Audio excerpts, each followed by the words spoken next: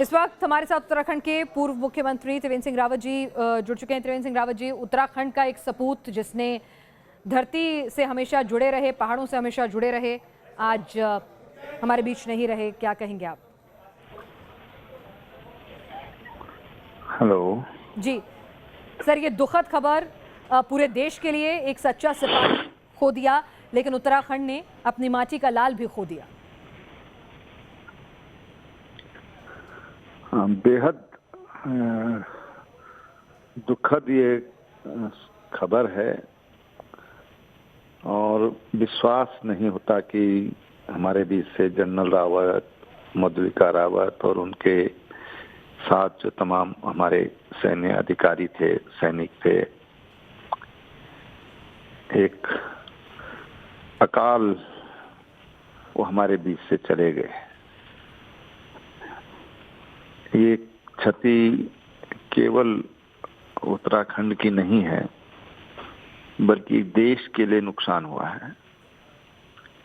जिस तरह से जनरल रावत एग्रेसिवली काम कर रहे थे, देश की सुरक्षा की दृष्टि से तमाम जितना एडवांस सोच लेते थे, उस तरह से काम कर रहे थे।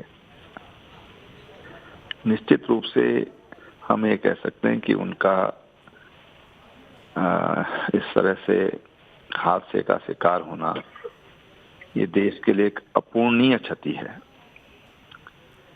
जनरल रावत से हमारा बहुत नजदीक संपर्क रहा, मेरे गृह जनपद के भी वो रहने वाले थे, लेकिन अनेक बार हम लोग बैठते थे, औपचारिक भी बैठते थे, अनौपचारिक भी बैठते थे। वो समाज में किस ढंग से सेना काम कर सकती है, विशेषकर जो हमारे सीमांत क्षेत्र हैं, हाई एल्टीट्यूड के क्षेत्र हैं, उस पर वो लगातार जनता के लोगों से भी संवाद करते थे जी। और कैसे सीमांत क्षेत्रों में पलायन को रोका जा सकता है, कैसे यहाँ पर हेल्थ फैसिलिटी बढ़ाई जा सकती है, कैसे यहाँ के लोगों को के रोजगार से जोड़ा जा सकता है, क्या रोजगार हमारे इन दूरस्थ क्षेत्रों में हो सकते थे, उन सब की चिंता वो करते थे।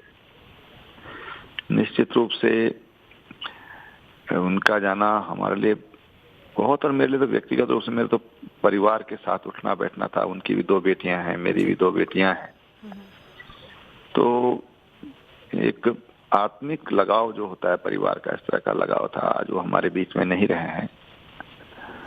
सैनिक हैं, सैनिक को तो मोक्ष मिलता है जी।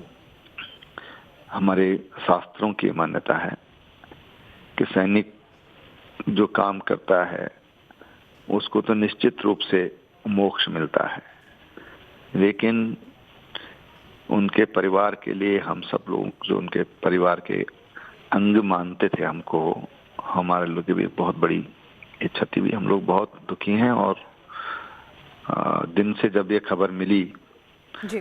तब से हम लोग काफी प्रार्थना हमने परमात्मा से की, किसी तरह से हमारी सेना के जो लोग अभी जीवित हैं, घायल हैं, वो किसी तरह से स्वस्थ हों।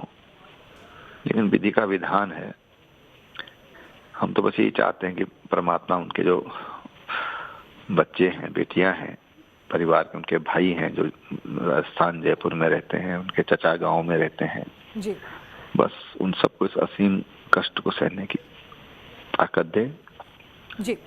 यही प्रार्थना हम परमात्मा से करते हैं, यही हमारे उनके लिए श्रद्धा स्वरूप ये सब हम उनको। शुक्रिया त्रिवेंद्र सिंह रावत जी, आप बता रहे हैं कितनी निजी क्षति आपके लिए भी है। देश ने अपना एक सपूत, एक सच्चा सैनिक खो दिया। 2 बेटियों के ऊपर सोच के देखिए क्या बीत रही होगी, जिन्होंने एक क्षण में, एक ही पल में, एक हादसे में अपने माता और पिता दोनों को यूं अचानक असमय खो दिया।